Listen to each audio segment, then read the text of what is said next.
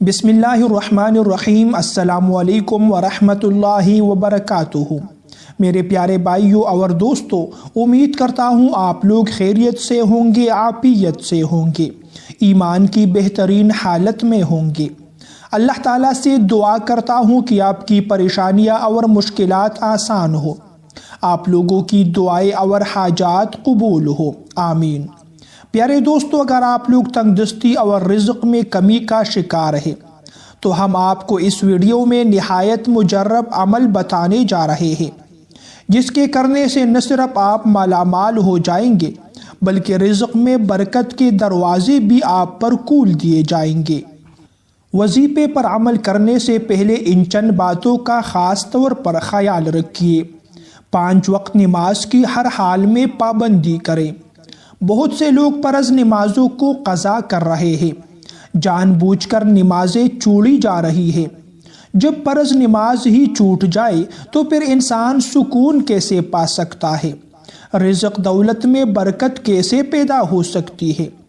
تو پہلا کام نمازوں کی پابندی ہے۔ تمام انسانوں اور کلمہ گو سے محبت رکھیں۔ قرآن پاک میں کئی مقامات پر صلہ رحمی اور مسلمانوں کو آپس میں تعلق جوڑنے کا حکم دیا ہے۔ ایک دوسرے سے بغض نہ رکھیں، گالی گلوچ اور غیبت سے پرہیز کیجیے، صدقہ اور خیرات بھی کرتے رہیے۔ صدقہ دینے سے مصائب دور ہو جاتی ہے، پریشانیاں ختم ہو جاتی ہے۔ اور دوسری بات یہ کہ اس سے خود ان پیسوں میں بھی اضافہ ہوتا ہے، برکت پیدا ہوتی ہے۔ تو صدقہ اپنی طاقت کے بقدر ضرور دیا کرے۔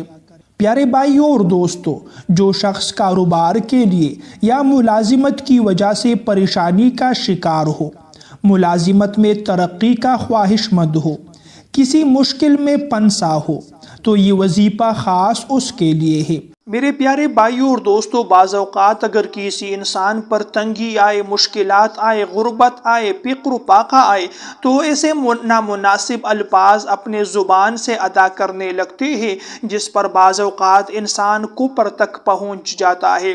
اسی وجہ سے رسول کریم صلی اللہ علیہ وسلم نے ارشاد فرمایا، کاد الفقر ان یکون کفرا، کہ بعض اوقات انسان پر غربت اور تنگی اس حد تک پہنچ جاتی ہے کہ اس انسان کو کفر تک پہنچا دیتی ہے۔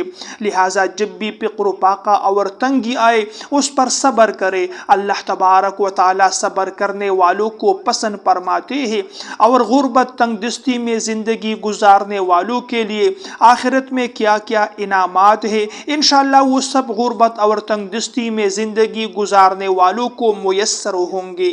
معزز بھائیوں اور دوستوں، شیخ الحدیث مولانا محمد زکریا رحمۃ اللہ علیہ نے لکھا ہے کہ جب قیامت کے دن بدعمالیوں کی وجہ سے بہت سے مالدار لوگوں کے لیے، اغنیاء کے لیے جہنم کا فیصلہ ہو جائے گا تو اس کے بعد اللہ تعالیٰ غریبوں کو بلائیں گے اور فرمائیں گے کہ اگر ان مالداروں میں سے کسی نے تم کو رضائی دی ہو، کپڑا پہنایا ہو، تمہاری کوئی خدمت کی ہو، تو آج تمہیں کہہ دیتا ہوں کہ ان جہنم میں جانے والے مالداروں کو تم جنت میں لے جا سکتے ہو۔ تو سارے غریب وہاں جائیں گے اور بڑے بڑے کارخانے والوں کو پہچانیں گے کہ بھئی ہمارا گھر نہیں تھا، آپ نے ہمارا گھر بنوایا تھا۔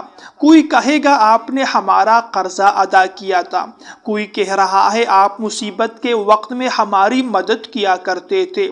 تو غریب ان مالداروں کو جنت کی طرف لے جائے گا۔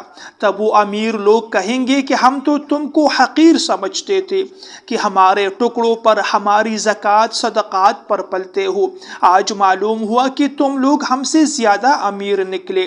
مولانا محمد زکریا رحمۃ اللہ علیہ لکھتے ہیں کہ اس وقت اللہ تعالیٰ ان غریبوں سے ارشاد فرمائیں گے کہ تم دنیا میں کہتے تھے کہ اللہ تعالیٰ نے ہم کو دولت نہیں دی، ہم کو غریب بنا کر حقیر اور ذلیل کر دیا، دنیا میں تم ہماری شکایت کرتے تھے، آج بتاؤ کہ اصلی امیر کون ہے؟ تو اللہ تعالیٰ وہاں ان غریبوں کی زبردست عزت بڑھائیں گے۔ اس لیے غریبوں کو اپنا دل چھوٹا نہیں کرنا چاہیے۔ جب بھی غربت، پریشانی، تنگ دستی آئے، دنیا کی کسی بھی قسم کی پریشانی یا مشکل آئے تو اسے تقدیر سمجھ کر اس پر صبر کر لینا چاہیے، اور آخرت کی جتنے بھی انعامات ہیں اس کو اپنے سامنے لا کر اللہ تبارک و تعالیٰ کی رضا پر رضامند ہونا چاہیے۔ انشاءاللہ دنیا اور آخرت میں آپ لوگوں کو اللہ تبارک و تعالیٰ اتنا عطا فرمائے گا کہ آپ لوگوں نے سوچا بھی نہیں ہوگا۔ بہت آسان سا عمل ہے، چند کلمات آپ لوگوں نے پڑھنے ہیں۔ چلتے پھرتے اسم اعظم یا مالکو یا ذوالجلال والاکرام اپنی زبان پر جاری رکھیں۔ انشاءاللہ آپ لوگوں کی دنیا بدل جائے گی، پریشانیاں دور ہوگی، رزق میں برکت نصیب ہوگی، اور ان کلمات کے پڑھنے سے آپ لوگوں کی دعائیں اور حاجات بھی قبول ہو جائے گی۔ میرے پیارے بھائیوں اور دوستوں، یہ تھی میری آج کی ویڈیو۔ اگر ویڈیو آپ کو پسند آئے تو ویڈیو کو لائک اور شیئر کیجیے۔ مزید ایسی ویڈیوز دیکھنے کے لیے میرے چینل کو سبسکرائب کیجیے۔ اگلی ویڈیو تک کے لیے آپ لوگوں سے اجازت چاہتا ہوں۔ اللہ نگہبان۔